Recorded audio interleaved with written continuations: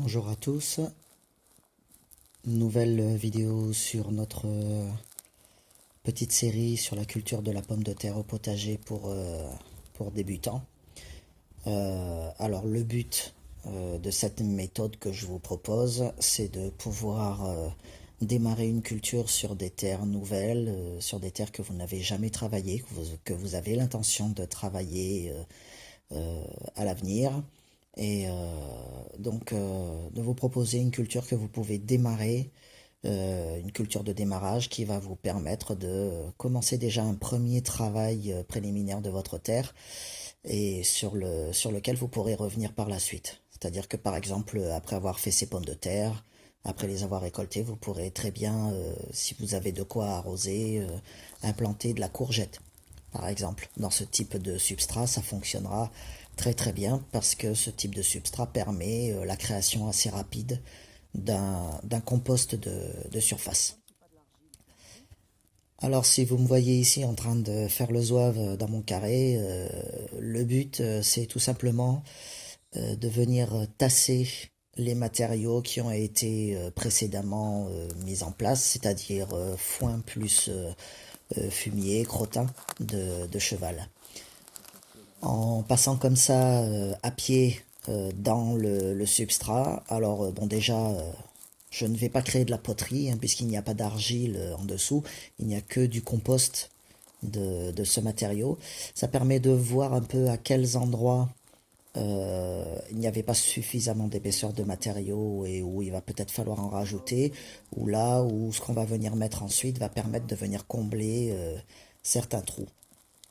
Donc c'est une sorte de préparation en quelque sorte du sol et puis c'est pour vous montrer aussi une façon différente de faire les choses puisque dans la vidéo où je vous montrais la mise en place de ce substrat, je l'étalais grâce à des planches qui permettaient de répartir mon poids sur toute la surface. L'inconvénient des planches, c'est que là où il y a des manques, ça ne se verra pas. Ça sera masqué justement par la répartition du poids sur les planches.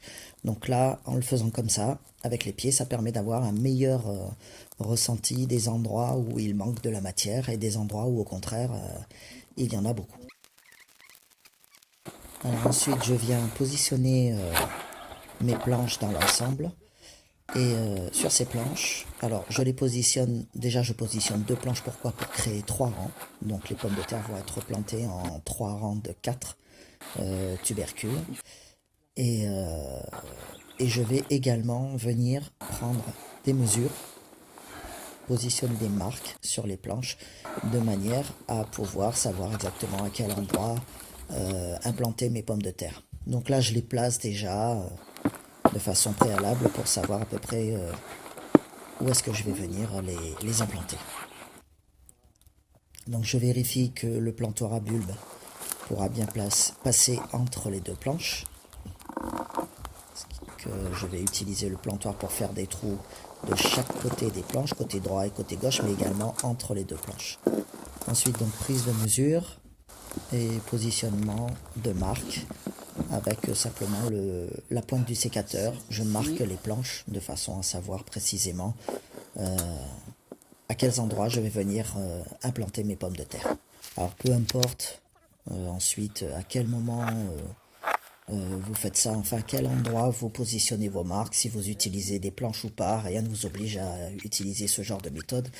C'est ce qui pour moi est le plus pratique et me permet de faire les choses de façon assez précise.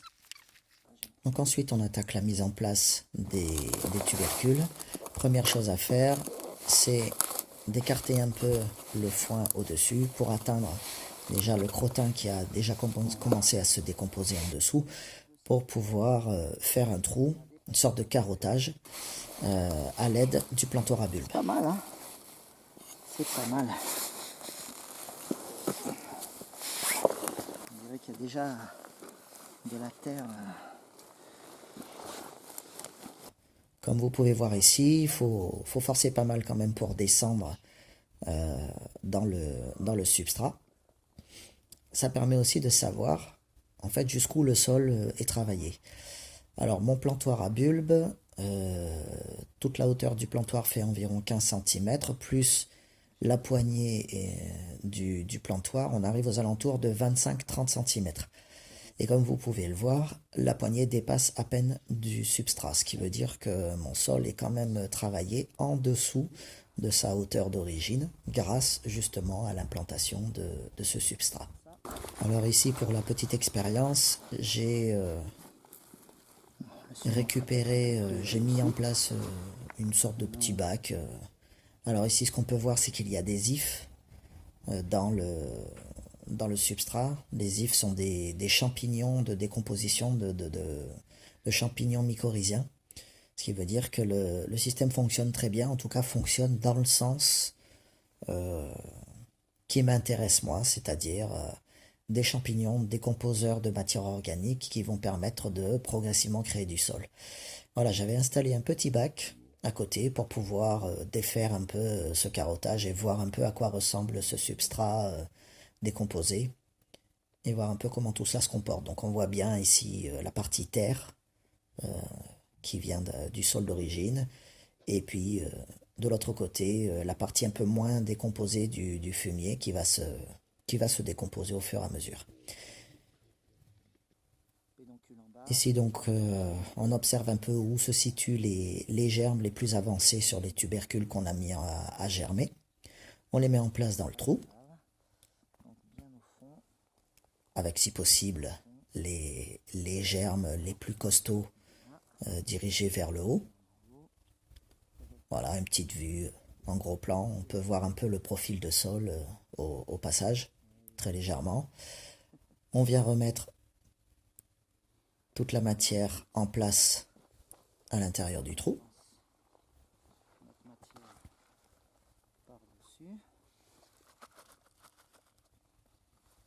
En essayant de remettre ça plus ou moins dans l'ordre où ça a été enlevé. Alors ici, je le fais à partir du bac, mais pour les trous suivants, ça va plutôt être fait directement en appuyant sur le système de relâchement de la matière du plantoir à bulbe pour recombler progressivement les trous. Et par-dessus tout ça, je vais venir ajouter un peu de terre.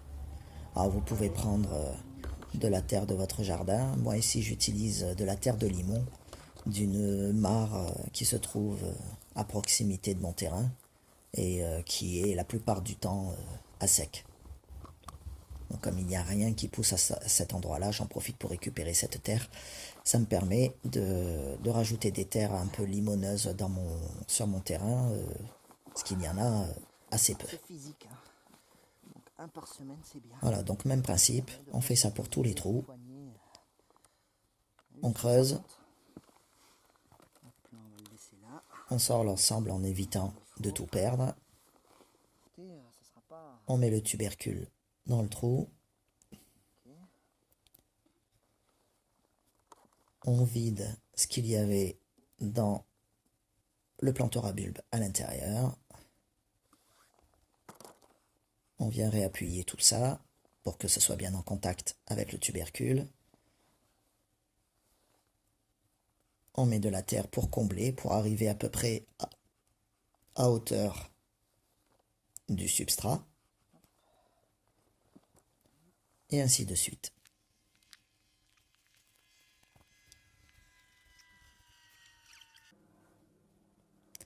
Alors on peut voir de temps en temps aussi, avec ce carottage, qu'on vient un peu déranger la population de vers de terre qui se trouve là-dedans. Mais en tout cas, ce qu'on peut voir, c'est qu'il y en a. Il y en a beaucoup, parce que ce genre de substrat, ce genre de terrain est idéal pour eux. Alors ici, j'ai trouvé que c'était intéressant de vous montrer ça. On peut voir un peu le profil de sol, et puis un petit ver là qui se balade dans le profil de sol. On est venu le déranger un peu en venant faire le carottage, et comme vous pouvez voir, le profil de sol est plutôt sympathique. Ça forme une sorte de terreau qui va venir englober la pomme de terre et lui permettre de pousser, je l'espère, dans les meilleures conditions. Bien que je répète, hein, chez moi, ce système n'est pas forcément un système hyper productif, pour la simple et bonne raison que on est dans le sud-est de la France, et il y a très peu de pluie, sachant que cette année, en plus, on est en train d'essuyer une sécheresse assez importante. Alors, petite précision aussi sur le moment où vous pouvez faire l'implantation de ces pommes de terre. Je vous avais dit que je vous posterai la vidéo début mars. Là, finalement, je suis un peu en retard. Bon, il faut savoir que j'ai déjà fait 4 carrés comme ça. Donc, en fait, moi, j'ai commencé mon implantation début mars. Mais si je poste la vidéo maintenant, c'est tout simplement que c'est peut-être un peu tôt pour la plupart des régions de France pour faire cette implantation de pommes de terre. Les spécialistes s'accordent à dire que le meilleur moment pour implanter la pomme de terre, c'est à la floraison des lilas. C'est certainement vrai, la terre est certainement plus réchauffée, ça fonctionne probablement mieux, mais ici, chez moi, il commence déjà à faire relativement chaud, et puis, comme je vous l'ai dit, j'ai très peu d'eau dans ma région, donc le but de mon côté, c'est d'implanter les pommes de terre avant les grosses pluies, de façon à ce que ces pommes de terre implantées puissent bénéficier d'un bon arrosage naturel, puisque je n'arrose pas ces cultures. Si vous avez la possibilité de les arroser, que vous avez de l'eau de ville, faites-le si vous manquez d'eau dans votre région. Et à ce moment-là, les résultats seront beaucoup plus importants. Voilà, donc une fois que la culture, enfin la mise en place est terminée, on enlève les planches. On vient mettre une couche de fumier par-dessus tout ça. Alors pourquoi mettre du fumier? Tout simplement parce qu'il s'agit d'une culture en lasagne. Il y avait déjà une sorte de terreau en dessous, un terreau de feuilles essentiellement, qui a déjà reçu du fumier, du foin, toutes sortes de matières, des déchets de cuisine, ce genre de choses. À la préparation, nous avons mis en place du fumier et du foin déjà. Et là, nous revenons mettre une couche de fumier et de foin pour créer une culture en lasagne. Ce qui permet d'éviter la fin d'azote, puisque le fumier va apporter une dose d'azote importante à la lasagne, et le foin, lui, ça va être le carburant qui va faire que la lasagne va se décomposer progressivement et amener beaucoup d'oligo-éléments et de matériaux en décomposition et fabriquer cette espèce de terreau qu'on retrouvera dans 6 mois au même endroit.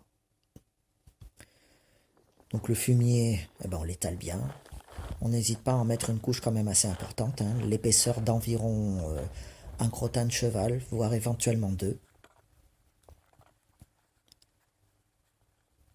Donc je l'étale ici au croc, ce qui permet de travailler avec un outil relativement léger, de faire quelque chose d'assez uniforme. Déjà en mettant en place ce crottin, on va venir combler les trous qu'on a pu trouver au moment où on est passé dans le substrat à pied.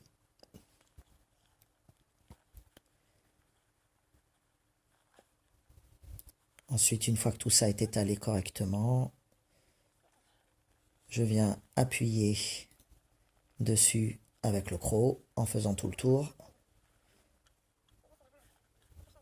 Le but est d'éviter que ça soit trop aéré. Parce que de toute manière, tout cela, quand ça va prendre les premières pluies, ça va se tasser. Donc autant favoriser tout de suite le tassement, de manière à venir bien englober le tubercule qui est en dessous, pour pas qu'il y ait trop de poches d'air autour de celui-ci.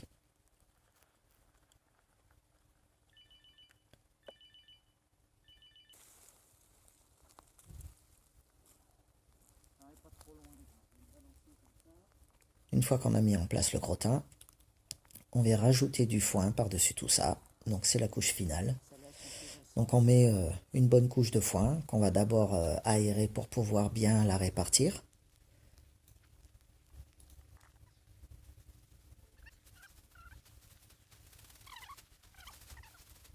Donc ici j'utilise une simple fourche pour faire ça, hein. C'est du foin qui est resté un petit moment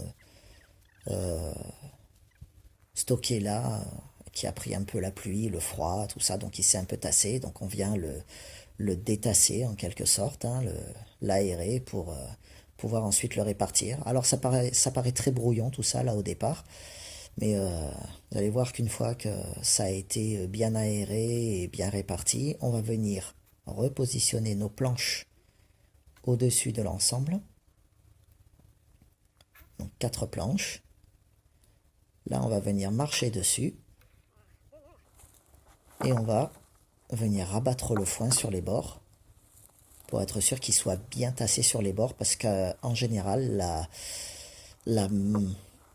l'activité la plus forte, en quelque sorte, la décomposition la plus rapide se fait sur les bords, puisque c'est là que le soleil va taper, et c'est là que les bactéries, les micro-organismes vont venir décomposer la matière en premier. Donc c'est là qu'il faut que ce soit le plus tassé. Donc on vient rabattre tout ça à l'aide d'une petite pelle. Donc on utilise la pelle et la main en même temps. On peut faire ça avec des gants, hein, bien sûr, hein, pour ceux qui auraient les mains fragiles ou qui veulent éviter accidentellement de mettre les mains dans le crottin de cheval.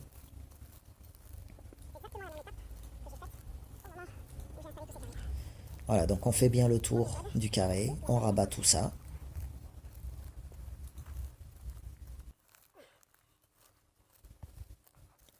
Donc une fois que le rabattage est fait, on peut enlever nos planches.